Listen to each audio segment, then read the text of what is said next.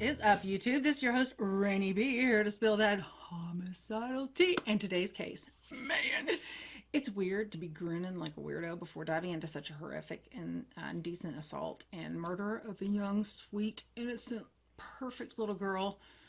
But you'll understand soon. It's almost like one of those when you see it memes. I love those. But you know what else is like that? My bangs.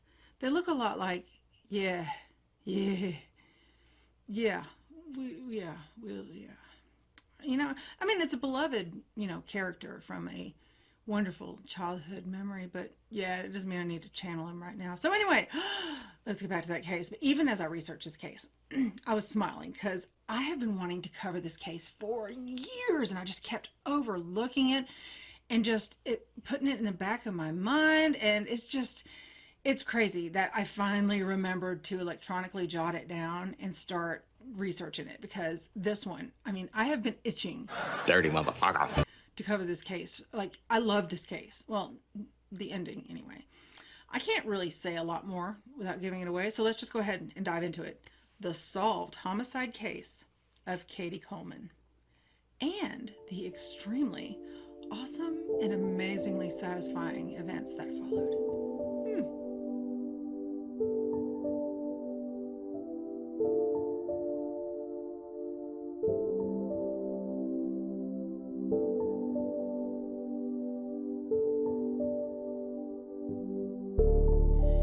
Tuesday, January 25th, 2005, Katie Collman, a vibrant and fun 10-year-old little girl, woke up and had breakfast with her mother, Angela, her sister, Jessica, and her father, John. Well, after their breakfast, John, her dad, drove her to school, and Katie was just buzzing about a pajama party that was scheduled for the following day at Crothersville Elementary School in Indiana, where she was a student. After a day of classes, Katie arrived home from school, that afternoon, somewhere around 3.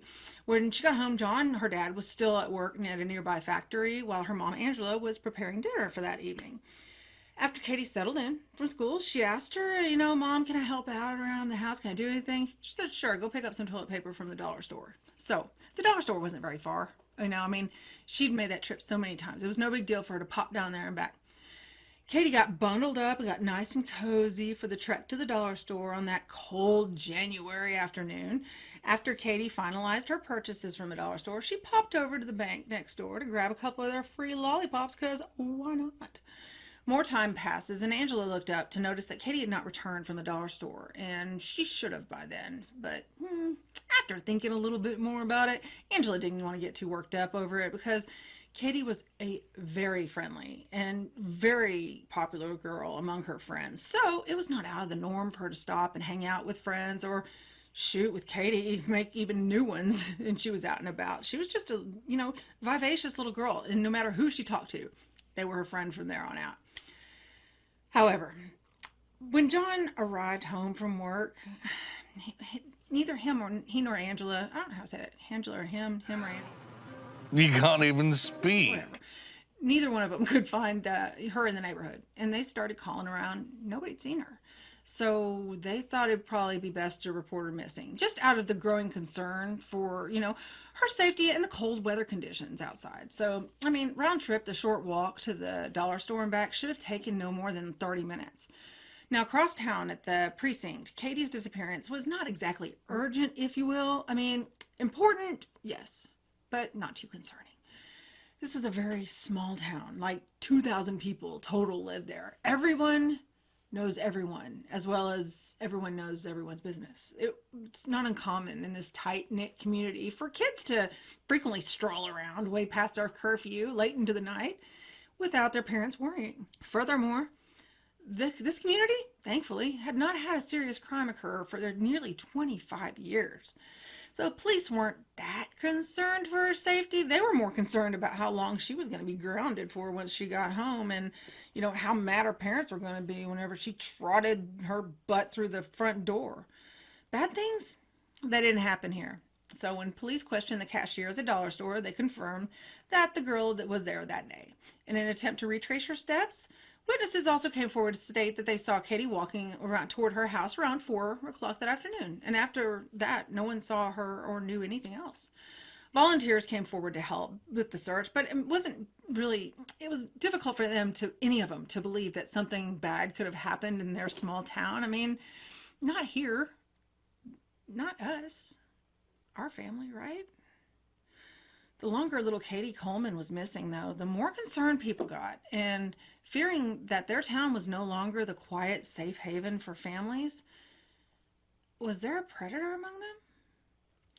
While locals hoped not, an interesting tip came in from one of the nearby families. This neighbor had informed authorities that Katie had actually stopped over at their house on her way home from the dollar store to let them know the really sad news that, from what Katie believed, it looked like their precious little family dog had been hit by a train and that she'd seen it on the tracks on her way back home. So police immediately took some tracker dogs out there to the scene.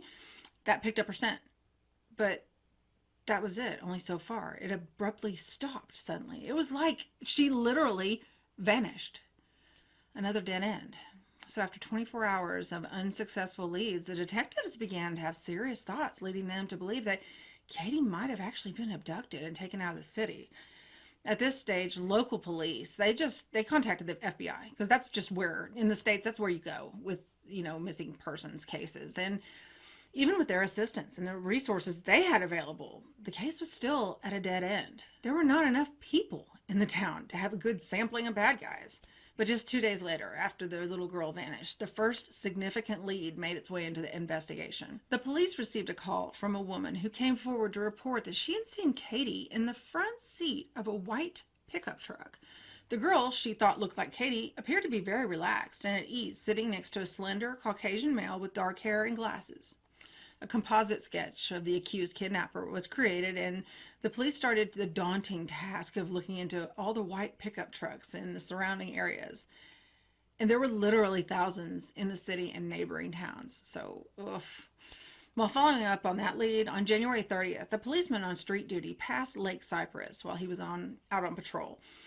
He noticed something at the lake's surface, close to the shore. When he got out to investigate this blue sight on the edge of the lake, he didn't know what it could be. He was suddenly taken aback at the sight of his worst fear. It was the lifeless body of Katie Collman. She hadn't frozen to death. She hadn't tripped and hit her head.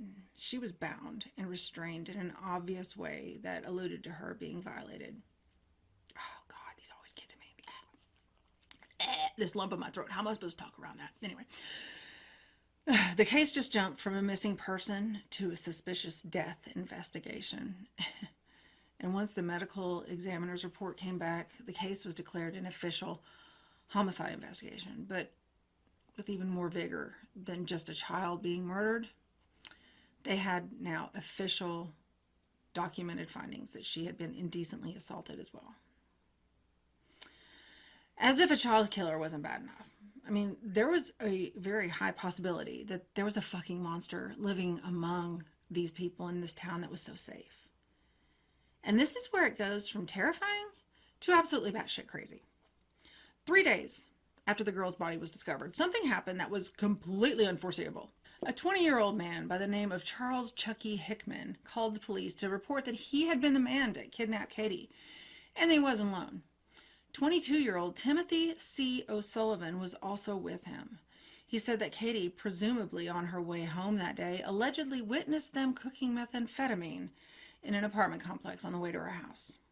Fearing what she may have seen and telling police, they kidnapped her. And they drove Katie to his trailer and waited until the middle of the night to take her to a nearby creek. The two men bound her hands, and according to Chucky, Katie had drowned when she fell in the creek. Now, as with any investigation, you know, as important as it is to rule people out, you also have to ensure that this case that you're putting together cannot be torn apart by a defense attorney. In their man. God, I love cocaine. In their research of the facts of this confession, detectives found that it was complete fabrication. We need to discuss your life choices. This was discovered as Hickman's story describing what happened and the whens and the wheres that it all happened kept changing. All of these inconsistencies led to further investigation of the crime scene, where forensics teams retrieved additional DNA evidence. This new evidence containing unknown DNA was found on a discarded cigarette butt nearby, where they found little Katie's body. When the DNA sample was compared to the unknown assailant's DNA taken from Katie, it matched. That same piece of filth that violated Katie also left a cigarette close to the crime scene. Thanks for being stupid. You're an idiot. When it was uploaded to CODIS, boom, yeah, they got a hit. And it wasn't Hickman. It wasn't O'Sullivan. The DNA belonged to a man named Anthony Ray Stockelman, a local father of 3. Police arrested Anthony Stockelman, where he pleaded guilty in exchange for the death penalty being taken off the table. Thankfully, he didn't drag Katie's family through a lengthy and painful trial. At least he had the decency to do that. He was then sentenced with life without parole, and his poor wife was even reported to have screamed at him as he was taken away after sentencing. How could you have done this, Tony? How? Oh, God, there's so many victims in these cases. It's so tragic. Now, learning that he got a life sentence, it should piss me off, right? I mean, as much as I love me some death penalty. Nah, I'm good. See, Anthony, he tried some slick shit to get his punishment reduced, crying about his family problems, his dad had cancer, blah, blah. Sorry, son, but no one related to you gets my sympathy. So sorry, Dad, but sorry you, sorry nobody. Wait, you know what? Sorry, not sorry. But seriously, these things happen every day. We don't murder people when it happens. I mean, where's my boy? Eat a moon pie. Quit murdering people. Exactly what he said. But that is the... Stop it. Get some help. And that's the difference between us and you, Anthony Boo Boo. But back to why I can't stop smiling.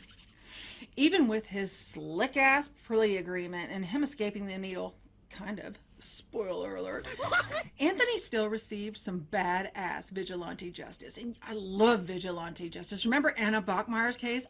Oh, I love that shit. Anyway, well, Anthony just happened to be housed at a facility where he would later meet who? Oh, I don't know. Katie's cousin? They were in the same wing together. So Jared Harris, my personal hero for the moment, boo, was doing some time for burglary at the facility. Since Anthony wiggled his way around the death penalty, Jared wanted to make sure that this piece of shit, Anthony Stockelman, would never forget Katie. And Jared wanted everyone that encountered Anthony to know damn sure that Katie was still very much a part of Anthony's life. So that needle that I said that good old Tony missed, that would be the executioner's needle. But he couldn't dodge this needle, a tattoo needle. Boom. And he will never, ever forget who he took from this world, and she'll be with him forever. Every single time he looks in the mirror for the rest of his life, he will know that no one forgot what he did to Katie, ever. And Jared made damn sure he got Katie some lasting, fiendishly fair justice. What's sort of a bummer, though, is that the 2 guards at the Indiana prison that released these pictures, they were fired, but I mean, like, it was their own dumb fault, sort of. I mean, they made the picture public, but I mean, I'm glad they did. And if any of y'all are watching and you need a letter of recommendation, holla at me, because I got you guys. After all of this became public, Katie's father had to go on the record. John Neese, he stated that he believes that this was a statement from the inmates and no one else, no one in the family. He has never implicated anyone and has no idea whether his daughter's distant cousin played a role in the tattoo. Hope so. He did go on to say that we should focus on positive things that Katie left behind instead. To remember that Katie's family and friends built a playground as a tribute to the beautiful little girl.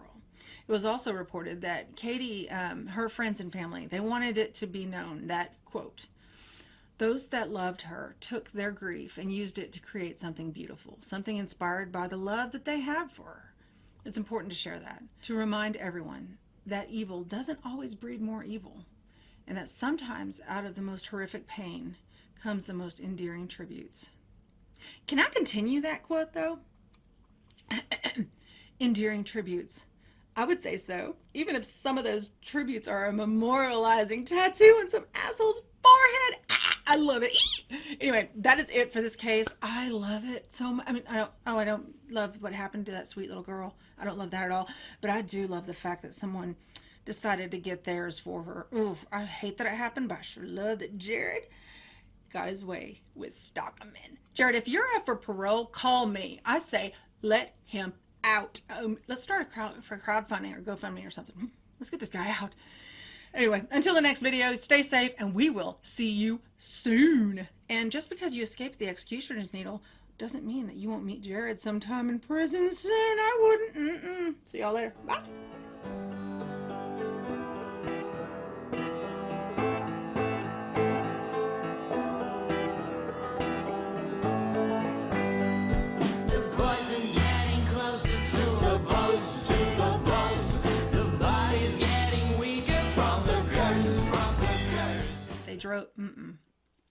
Hugs, not drugs. Stop it. Get some help.